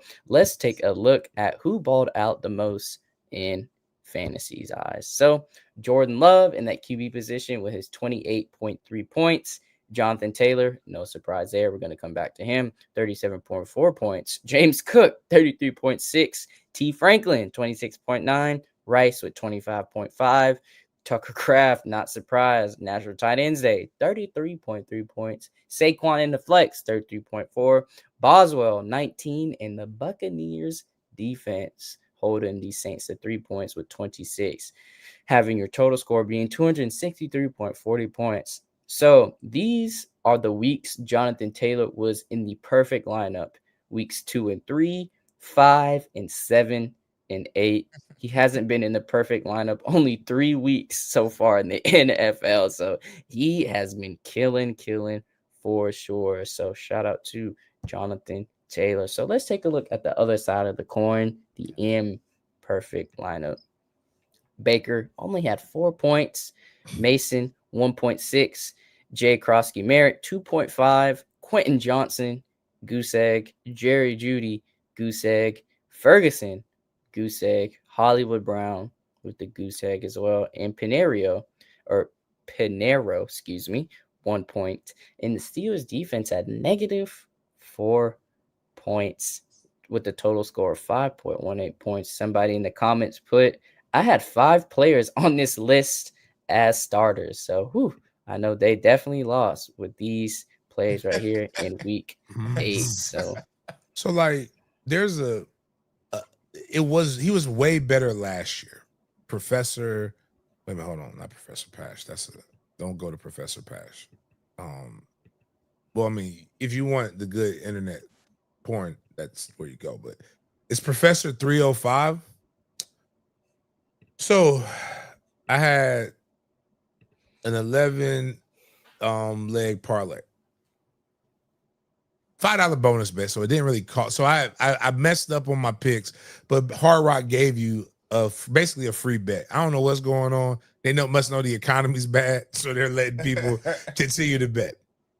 Because you bet enough that they want you to keep. They're trying to give you a little sample taste of it. Right, like it's crack. Yeah, they're doing that. So I had Rasheed Rice over 40. Got that easy, right? Yeah. Kareem Hunt over 18.5. Okay. Got it easy. Travis Kelce only had him over 24 yards receiving. Okay. Hollywood Brown, I don't know why I got a green on it, but it doesn't say 0, but maybe he didn't play. I don't know. But he didn't. I had him for over 25 yards receiving. Kelce, 3.5 receptions. He had 6. Zach Ertz, who's been getting over 30 yards like for every game or whatever, had him at 31. That's it. That's all I needed him to catch. Scary Terry, only over 25 yards receiving. Juju, I needed him to get 2 catches. I needed Zach Ertz didn't get his. Scary Terry only got 3 receptions. I needed him to get 4. Jalen Lane, I needed him to get 2, but he got 1. The Ja'Cory Brisket or Ja'Cory Merritt guy, I just needed him to get a catch. You know how many catches he's averaging like 2 a game. Got 0. I'm like, dude, this shit is rigged. I hate you people. I rather like really, but I got a $10 bonus bet that I'm gonna use for. I think I'm gonna try to pick one of the parlays, but like they come out, Professor 305 puts a list and he puts how many games in a row they've gotten that. And so that's the aggravating part. It's always like I happen to pick them on the one-off.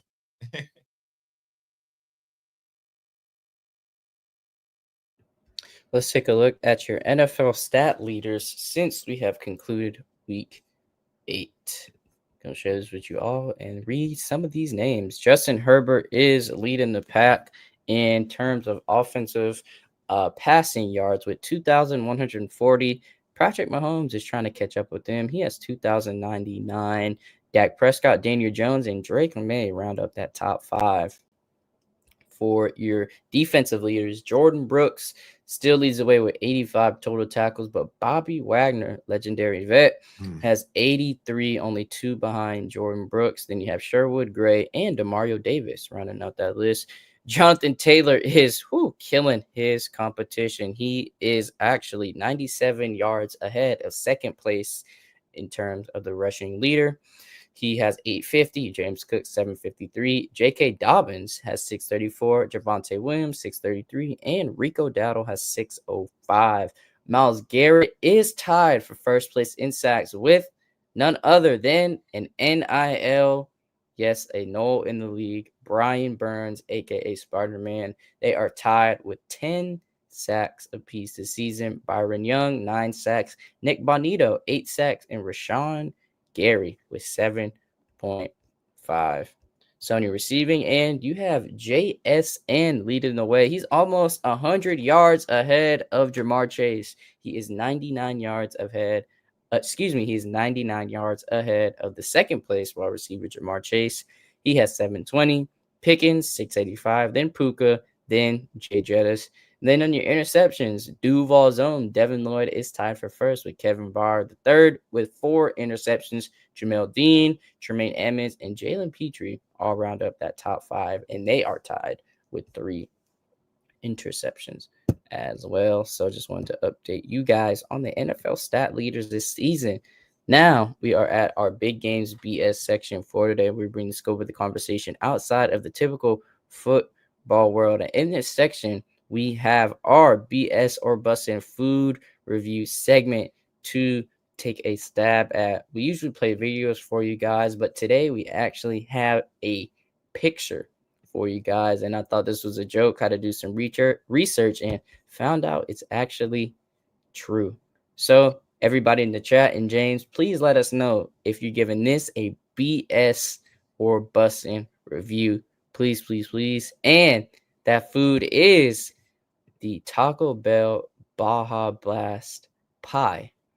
Yes, you heard me correctly. As the name might imply, the Baja Blast pie is modeled after Taco Bell's Baja Blast, delivering the same tropical flavor notes as a preceding beverage in each and every bite of its dessert, featuring a delicate graham cracker crust and a whopping supply of Baja Blast flavored custard. Whew. Is this a BS or is this a busted? Yeah, that's BS. I'm just not. Yeah, I'm good. I'm good. I don't even like Mountain Dew. Last thing I want is like, I remember one time I think it was Creekside. I said, Trey, go over there to the stand. You know, here's some money. Go get your dad a soda. He brought me a Mountain Dew. I said, he said, you said bring us. I said, Trey, you've known me your whole life. When have you ever seen me drink a Mountain Dew? He's like, I don't know. I said, boy, you better drink that. Don't waste my money. But that right there is, yeah, nah, it's not good.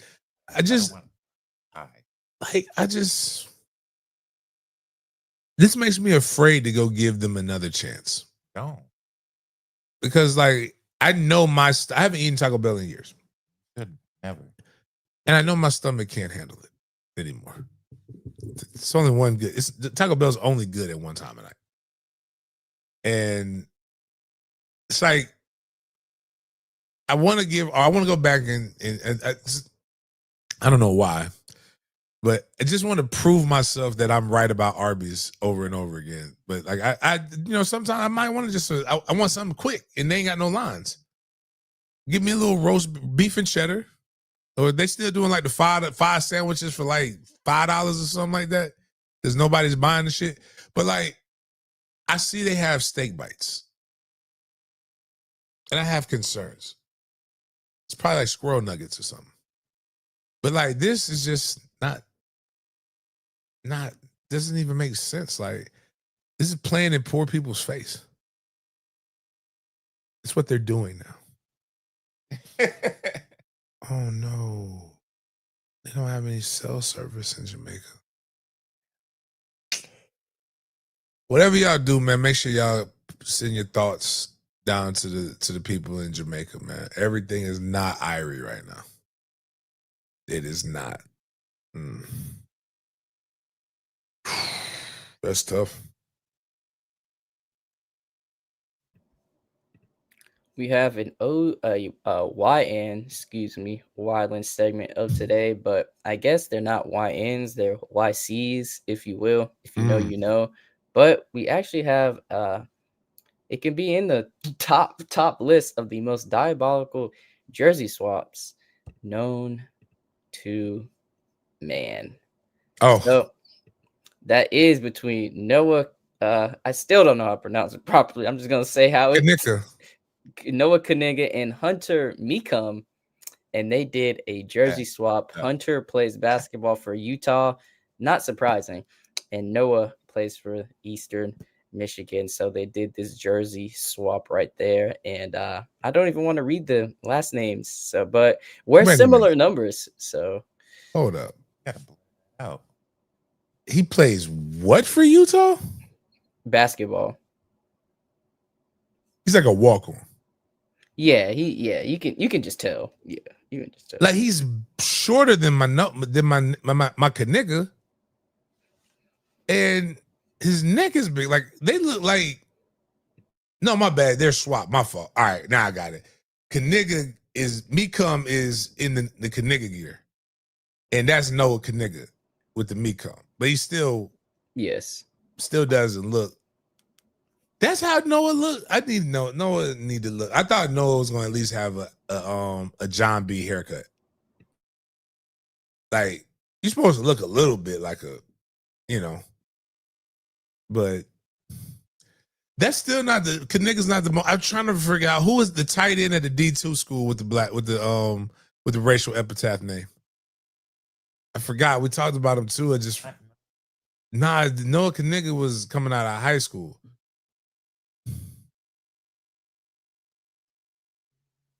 It was just it's a name that can get confusion with stereotypes. So I just can't think of the name. Let me see if I type in. See how good Google is. D2 tight end with racial name.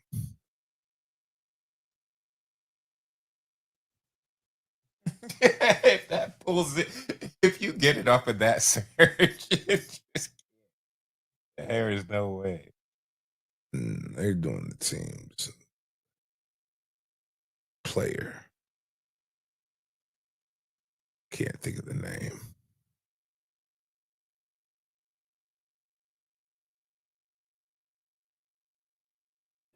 Oh, that's cool. A guy named Noah Naysayer.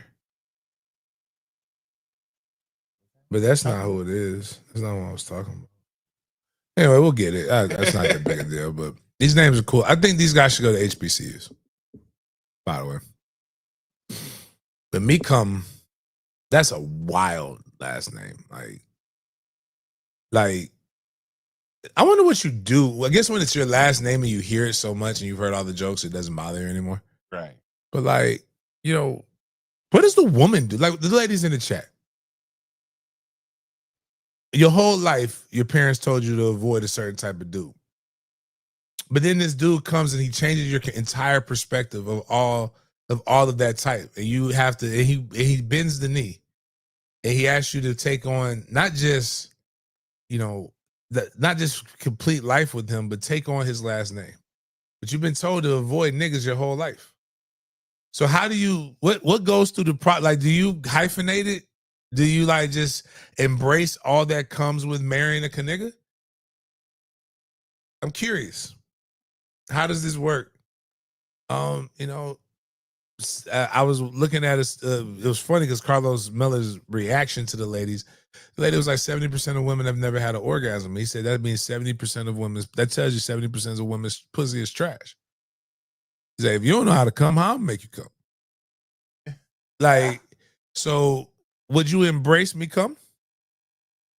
If that's the man who bent the knee for you and came and said, I want to marry you. I want you to have, and then what do you do when you go and you have a baby, you procreate? Do you bring another nigga into this world? Do you invite more me comes? Or how many me comes can you have before there's too many?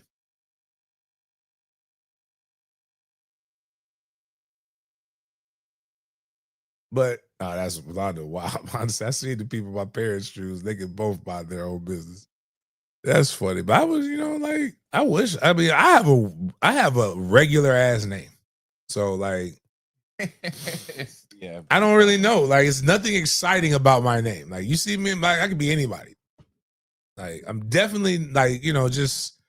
But there was again if my last name was Map. Like the dudes who play basketball at FAMU, there was scientific map and geographic map. I would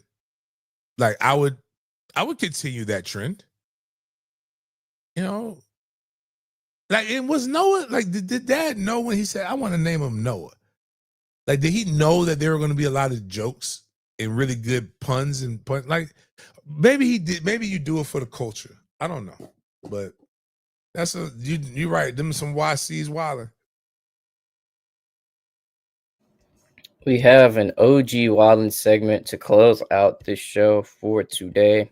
And it comes no other It comes from no other than the NBC basketball crew and Vince Carter. So there was some slate of games that happened last night.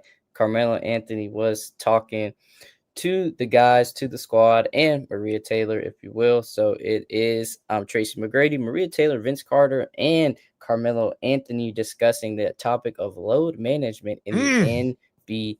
Everybody understands load management better than than Miss Taylor. And let's just say things took a weird turn in this load management conversation. Oh, I'm thinking Joy. My bad. Yeah, my fault. She could manage some loads too, though. Bad one right here. Go ahead, Jen.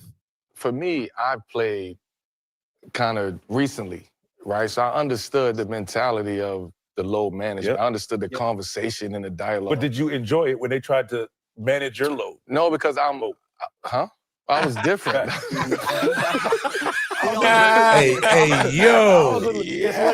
For me, I played kind of recently. Did you enjoy so I understood the mentality of the load management. I understood the conversation and the dialogue. But did you enjoy it when they tried to manage your load? No, because I was different.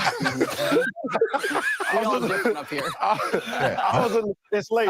For me, That's I wild. They got played. two cousins on the same set, though. Yeah. T-Mac and Vince Carter, but yeah, that's wild. Yeah. Sometimes you get to talking and you don't understand. You don't understand what you're saying or how it comes out until it comes out. Yeah. Especially when you're talking about, you don't understand what you're saying about load management until it comes out. I love this for our culture that, like they used to say when you're be serious, you're an adult. Now we can all laugh at these nuts jokes and things of that nature and funny stuff. Like if you used to freestyle back in the day, it would happen by accident once in a while. Shit, like Biggie couldn't survive in this era. My goodness, please. Like the shit that Biggie said, and he knew it was wild. Even though one of them was a Richard Pryor joke, it's still the most because it's a cold ass song. Me and My Bitch is one of my favorite songs by Biggie. But I don't think of course it is. You said what? Of course it is. Shaking my head. No, I'm just saying it's the greatest. It's one of the greatest rap love songs of all time. If you listen to it, except for the fact of one thing. You can't, when I first met you, I must admit my first thoughts was the trick. You don't have to finish. You look so sick. Leave that man's father alone. That woman's father. That woman's father was caught astray. Imagine, because that Biggie wasn't that far removed from the courtship era. Ugh. You have to go ask the girls. Like, y'all don't know this. Y'all can go slide in DMs. You didn't have to call and ask to speak to the girl on the house phone. I'll say names. I mean, whatever. You can Google it, look it up. No, I won't say. Well, yeah, I'll say, Mr. Sherman, can I speak to such and such? Why you want to talk to my daughter? Blah, blah, blah. Imagine you come up there and you meet, you meet him, and he's like, his daughter's fine.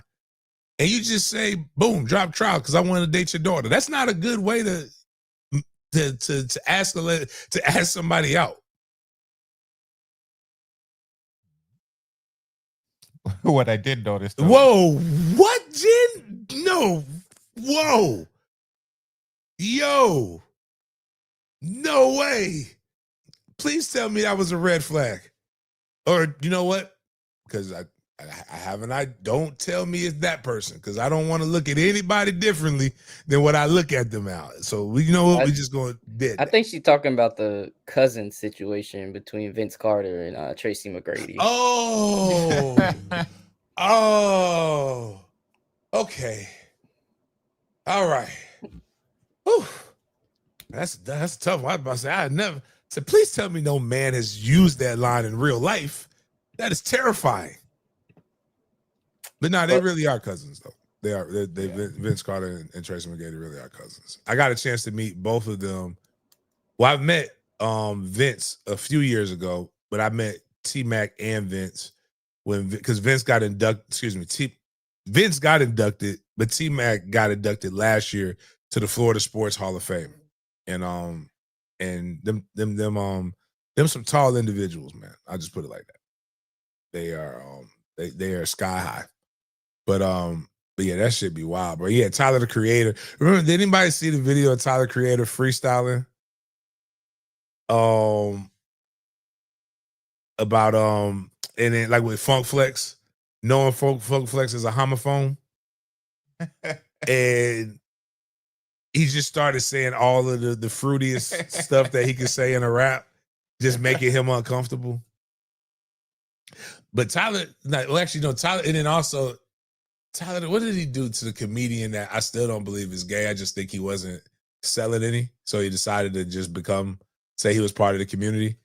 But apparently that guy it was the sassiest thing ever. Like he was mad because he's like, I opened myself up to you and you didn't say anything and you just kind of just laughed. And I don't know how I feel about that. And blah, blah, blah. And he was like, what? So you were serious? And then like Tyler's like, anyways, man, I don't understand that world. But I'm an ally because at the end of the day, I like lesbians. So I can't just take one of the letters and not embrace the other ones. So, but just don't hit on me. We were talking about a team. Never mind, I can't say a teammate. I'm gonna stop that because I saw that person. I told you I saw one of the guys that I innuendo about on the show. Nah. That motherfucker's still big, dog. Like you still play. I don't want no smoke, bro. I am no sir. But anybody else want to put themselves into the MFTK drawing? The first one we would do will be for 4 tickets to the Garden and Gold baseball team, where you can see our YCs beat up on each other, and our Pilgrims, I should say, our Pilgrims play there because there ain't very many of us on that team. So, if you want to get in on that, or if you want in on the Wake Forest tickets, make sure you type in MFTK. We will not pull you out of those, but we will be giving away a pair of tickets. So, where are we at now? Don't know if I want to give it too much time. We can go ahead and pull it up. If somebody says they want to get into the next drawing, they can type in MFTK. Do we have everybody in there?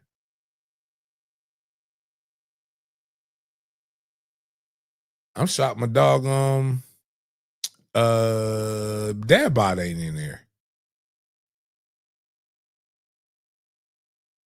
Oh, Ramon in there?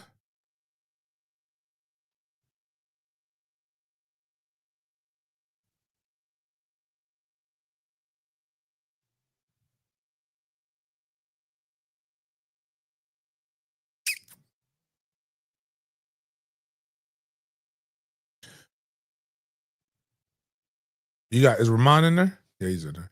All right, well, if Bert wins, he doesn't want the baseball. So, but go ahead and spin it.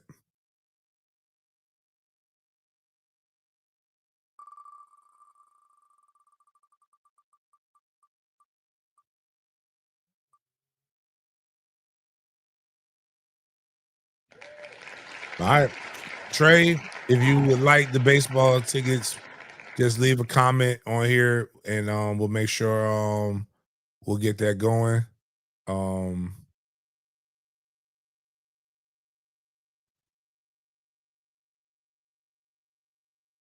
Put Chip in there for Wake.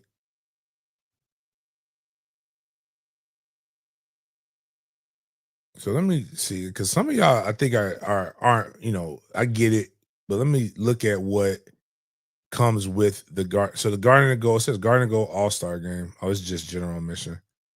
Anyways, you got those. Make sure you hit us up on the socials so that I can know how to get you what I need to get you. Yeah, so that's the biggest thing. And now we will go to the Wake Forest game. So go ahead and push that.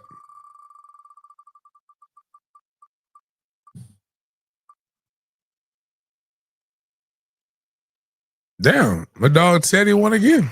So Teddy got 2 tickets to that.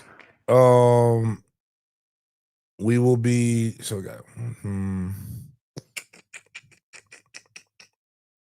So, all right. So make sure y'all hit me up. We'll give away those tickets. We'll get you those, so you're in for the game. We are giving away tickets. I'm giving away tickets to some military families as well. We will do this again for Virginia Tech. Probably do some basketball giveaways, and we will do the next Jaguars game as well. So, outside of that, really appreciate everybody for stopping in and chopping it up with us. We will see you guys next time.